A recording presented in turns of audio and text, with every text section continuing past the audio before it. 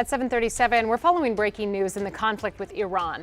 President Donald Trump just announced that he will extend his 48-hour deadline for Iran to reopen the Strait of Hormuz. Over the weekend, President Donald Trump threatened to, quote, obliterate Iran's power plants, starting with its largest one, if the strait was not reopened by this evening. Iran's military responded with a threat of its own, promising to destroy U.S. infrastructure in that region, according to state media. Our Lionel Donovan is in the newsroom now with more on how things are developing. Good morning. Good morning. Well, as you were saying, Simone, that deadline has now been extended an additional 5 days, according to a post Trump made on Truth Social.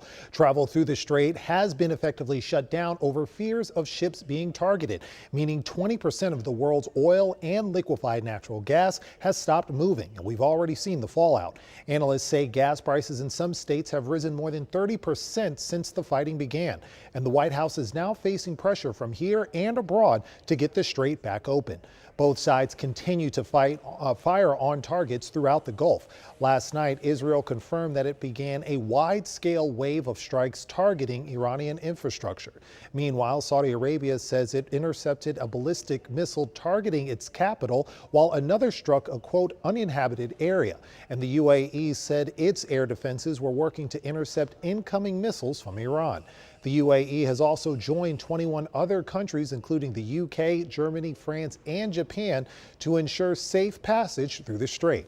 Although President Trump has extended his deadline, intelligence officials say an escalation could be devastating for the Gulf. President Trump can decide to fulfill the ultimatum and attack the Iranian facilities, the infrastructure, but then obviously the Iranians are going to retaliate not only against the infrastructure in the Gulf states, the electricity one, but also, for example, the desalination factories. So we are approaching a severe expansion of the war. Or he can decide not to implement the ultimatum and stop short of this war.